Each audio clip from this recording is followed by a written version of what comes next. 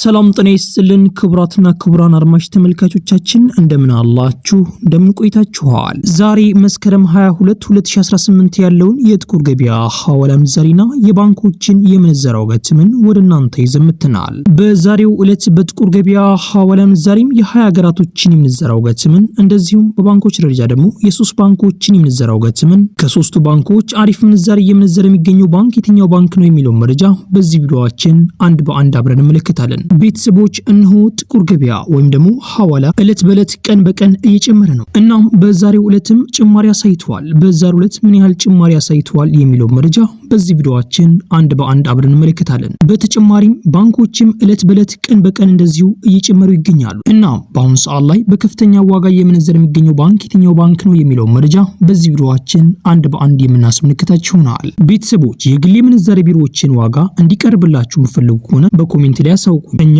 የእናንተን ኮሜንት ብዛት ተመልክተን የምናቀርብላችሁ ይሆናል። ቤተሰቦች አብዛኛውን ጊዜ እንደምናደርገው በኮሜንት ላይ የምትጠይቁ ጥያቄዎችን መልስ እንሰጣለን። እናም በዛሬው ዕለት ምን ያህል ኮሜንቶች አሉ፣ ምን ያህል ኮሜንቶችን እንመልሳለን አንድ በአንድ በዚህ ቪዲዮአችን የምንመለከት ይሆናል። የመጀመሪያውም ጥያቄ እንደዚህ ይላል። 150 የጆርዳን ዲናር ወደ ዶላር ስንቀይረው ስንት ይሆናል ብለው ጠይቀዋል። እሺ ቤተሰቦች ምን መሰላችሁ? አንድን የጆርዳን ዲናር በስንት እየተመነዘረ እንደሆነ መጀመሪያ ልንገራችሁና ከዛ ደግሞ 150ውን ደግሞ እዚሁ ነግራችኋለሁ። አንድ የጆርዳን ዲናር ወደ ዶላር ስንቀይረው 1 ዶላር ከ41 ሳንቲም ይመጣል። 150 የጆርዳን ዲናር ደግሞ 211 ዶላር ከ5 ሳንቲም ይመጣል። 150 የጆርዳን ዲናር ልክ እንደዚህ ይመጣል ማለት ነው። እናንተ ከፈለጋችሁ 1000 የጆርዳን ዲናር ስንት እንደሚሆን እንደዚሁም ደግሞ ከዛ በላይም 2000 3000 እስከ 10000 እስከ 100000 ከዛ በላይ ስንት እንደሚሆን ማወቅ ከፈለጋችሁ ወደ ዶላር ሲቀይሩት ስንት እንደሚሆን ማወቅ ከፈለጋችሁ በስንት ታባዛላችሁ መሰላችሁ? በ1 ዶላር ከ41 ሳንቲም ታባዛላችሁ። ከዛ በኋላ ስንት እንደሚመጣ እዛው ማወቅ ትችላላችሁ። አለበለዚያም ደግሞ በኮሜንት ላይ ጠይቁኝ እኔ መልስላችሁ ይሆናል። ቀጣይኛውም ጥያቄ እንደዚህ ይላል። በጥቁር ገበያ ወይም ደግሞ በሐዋላ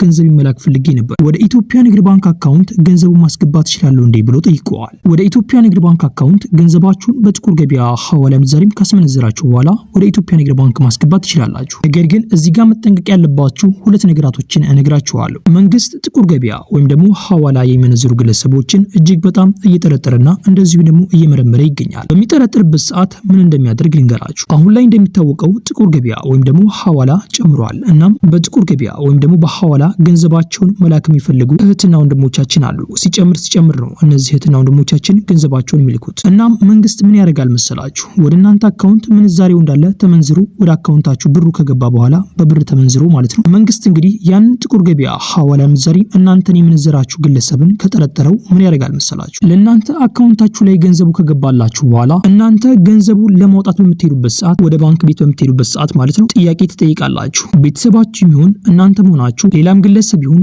ያንን ገንዘብ ልታወጡ በምትሄዱበት ሰዓት እናንተን ከበድ ያሉ ጥያቄዎች ጠይቋችኋል። ገንዘቡ ከየት ነው የተላከላችሁ? ብዙ ነገር ሊጠይቋችሁ ይችላል። አብሶም ደግሞ ቤተሰባችሁ ስለ ጥቁር ገበያ ሐዋላ ምንዛሪ መጥፎነትና እንደዚሁም ደግሞ ህገወጥ ስራነቱን የማያውቁ ከሆነ በጣም የምትበሉበት ቻንስ ከፍተኛ ነው። እንዴት ካላችሁ ገንዘቡ ከየት ነው የተላከው በሚሉበት ሰዓት ከሳዑዲ ይላሉ ቤተሰቦቻችሁ ማለት ነው። ነገር ግን ገንዘቡ የተላከላችሁ ከሳዑዲ አይደለም፣ ከዚሁ ከኢትዮጵያ ውስጥ ነው የተላከላችሁ። እንዴት ካላችሁ አንድ በአንድ ላስረዳችሁ። ጥቁር ገበያ ወይም ደግሞ ሐዋላ የሚሰሩ ሰዎች ሁለት ናቸው። አንዱ ሳዑዲ ወይም ደግሞ ዱባይ ውስጥ እናንተን የሚቀበላችሁ ግለሰብ ነው። አንዱ ደግሞ እዚህ ኢትዮጵያ ውስጥ ነው ገንዘቡን የሚልክ ነው። የትኛውን ገንዘብ ወደ እናንተ አካውንት የሚገባውን ብር የሚልከው ግለሰብ ማለት ነው። እናም ያ ግለሰብ ገንዘቡን ሲልክላችሁ ያለበትን ቦታ ነው መናገር ያለባችሁ፣ ወይም ደግሞ ከዚሁ ከኢትዮጵያ ነው የተላከው ብሎ መናገር ነው ያለባችሁ እንጂ ከሳዑዲ ነው የተላከው ካላችሁ ያም ሰው ይያዛል፣ የእናንተም አካውንት ወይም ደግሞ የእናንተ ብርም ይወረሳል። በዚሁ መንገድ ገንዘባቸው የተወረሰባቸው ግለሰቦች አሉ በደንብ። እናም በጣም ጥንቃቄ ልታደርጉ ይገባል። መንግስት ይሄን ያክል ነው በደንብ አድርጎ እያጤነ የሚገኘው። አብሶም ደግሞ በአሁን ሰዓት ላይ በጣም ብዙ ግለሰቦች ገንዘባቸውን ይልካሉ። ምክንያቱም ጥቁር ገበያ ወይም ደግሞ ሐዋላ አሁን ላይ እየጨመረ ስለሚገኝ ማለት ነው። ከቅርብ ጊዜ በኋላ ብሶ በጣም ብዙ ግለሰቦች እንደሚወረስባቸው ነው የሚነገረው። ምክንያቱም አሁንም ጥቁር ገበያ ሐዋላ ምንዛሪ መጨመሩ ስለማይቀር የዛኔ ሰው ሁሉ ለመላክ በጣም ፍላጎት ስላለው የዛኔ ደግሞ መንግስት እጅግ በጣም በትልቅ ጥናት ወይም ደግሞ በትልቅ ምርመራ እንደሚጨመር ነው የሚነገረው። እናም ቤተሰቦች በጣም ጥንቃቄ ልታደርጉ ይገባል። እንደዚሁም ደግሞ ወደ ራሳችሁ አካውንት በፍጹም እንዳታስገቡ። አሁንም ነግራችሁ ነገር አካውንታችሁ ላይ ገንዘባችሁን መቼም እንዳታስገቡ። የቤተሰባችሁ አካውንት ከሆነ ገንዘባችሁን እዛ በታስገቡ የተሻለ ነው። እንዴት ካላችሁኝ እሱንም አንድ በአንድ በዚህ ቪዲዮአችን አብረን እንመለከታለን። ቤተሰቦች የራሳችሁ አካውንት ላይ ገንዘባችሁን አጠራቀማችሁ እንበል 5 ሚሊዮንም ሆነ 1 ሚሊዮንም ሆነ ከዛ በታችም 100 ሺህ 200 ሺህ ይሁን አጠራቅማችሁ እንበል ያንን ገንዘብ ከዛ ሆናችሁ ምንም ነገር ማውጣት አትችሉም። ከዛ ሆናችሁ ማለት ነው ግዴታ የት መምጣት አለባችሁ? ግዴታ ኢትዮጵያ ውስጥ መገኘት አለባችሁ። እዛ ባንክ ቤት ሄዳችሁ ነው ገንዘቡን ማውጣት የምትችሉት። ይሄ ነገር ምን ጉዳት አለው ካላችሁ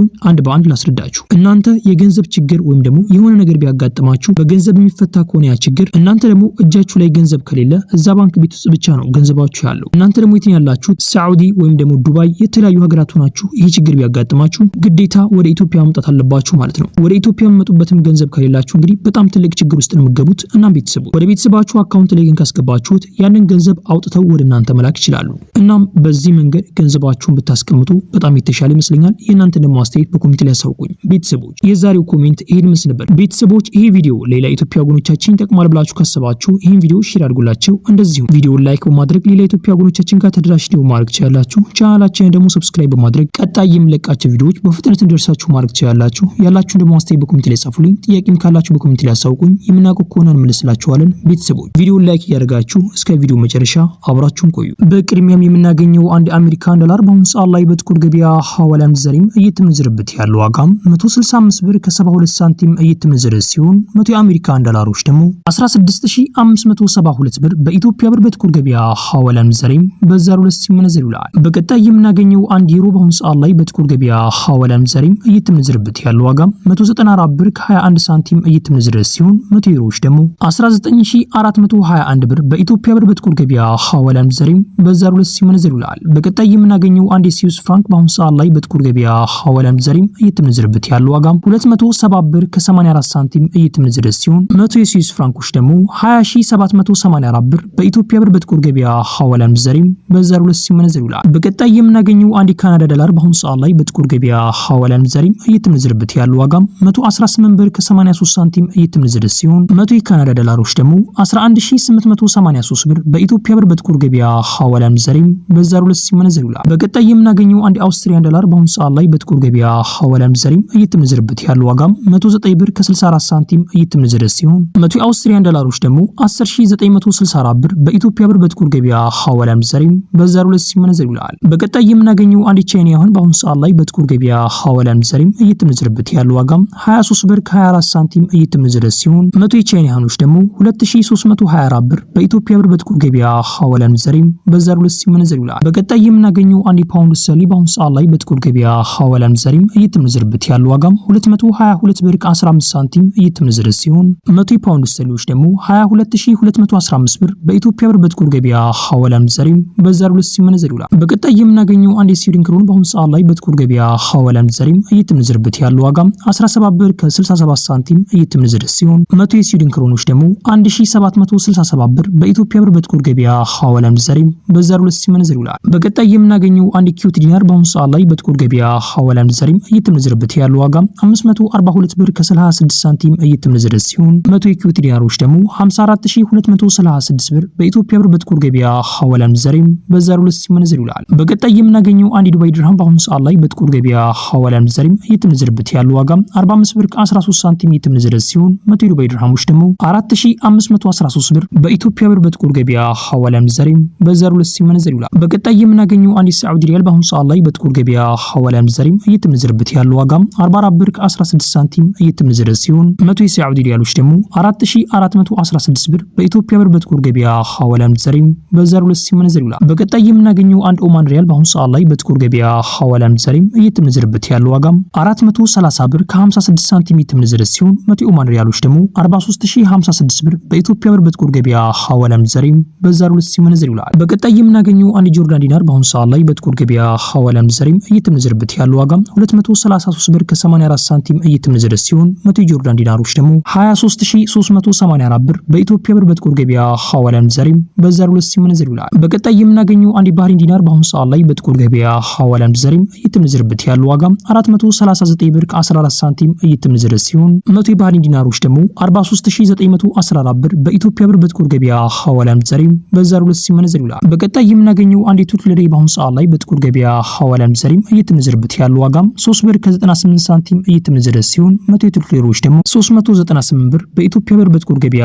ሐዋላ ምንዛሬም በዛሬው ዕለት ሲመነዘር ይውላል። በቀጣይ የምናገኘው አንድ የመን ሪያል በአሁኑ ሰዓት ላይ በጥቁር ገበያ ሐዋላ ምንዛሬም እየተመነዘረበት ያለው ዋጋም 0.69 ሳንቲም እየተመነዘረ ሲሆን 100 የመን ሪያሎች ደግሞ 69 ብር በኢትዮጵያ ብር በጥቁር ገበያ ሐዋላ ምንዛሬም በዛሬው ዕለት ሲመነዘር ይውላል። በቀጣይ የምናገኘው አንድ የእስራኤል ሽቅል በአሁኑ ሰዓት ላይ በጥቁር ገበያ ሐዋላ ምንዛሬም እየተመነዘረበት ያለው ዋጋ 49 ብር ከ98 ሳንቲም እየተመነዘረ ሲሆን 100 የእስራኤል ሽቅሎች ደግሞ 4998 ብር በኢትዮጵያ ብር በጥቁር ገበያ ሐዋላ ምንዛሬም በዛሬው ዕለት ሲመነዘር ይውላል። ቤተሰቦች እስካሁን ድረስ እንግዲህ የተመለከትነው የጥቁር ገበያ ሐዋላ ምንዛሬን ዋጋ ነው። አሁን ደግሞ የባንኮችን የምንዛሬ ዋጋ ተመን አብረን እንመለከታለን። እስከ ቪዲዮ መጨረሻ አብራችሁን ቆዩ። በቅድሚያ የምንመለከተው የኢትዮጵያ ንግድ ባንክን የምንዛሬ ዋጋ ተመን እንመለከትና ከዛ በኋላ የሁለቱንም ባንኮች አንድ በአንድ አብረን እንመለከታለን። በአንደኛ ላይ የምናገኘው አንድ አሜሪካን ዶላር በአሁኑ ሰዓት ላይ በጥቁር ገበያ ሐዋላ ምንዛሬም እየተመነዘረበት ያለው ዋጋ 139 ብር ከ64 ሳንቲም እየተገዛ ሲሆን እየተሸጠበት ያለው ዋጋ ደግሞ 142 ብር ከ44 ሳንቲም እነሱ ይሸጣሉ። የኢትዮጵያ ንግድ ባንክ አንድ ኒሮ እየገዛበት ያለው ዋጋ 163 ብር ከ40 ሳንቲም እየገዙ ሲሆን እየሸጡበት ያለው ዋጋ ደግሞ 166 ብር ከ67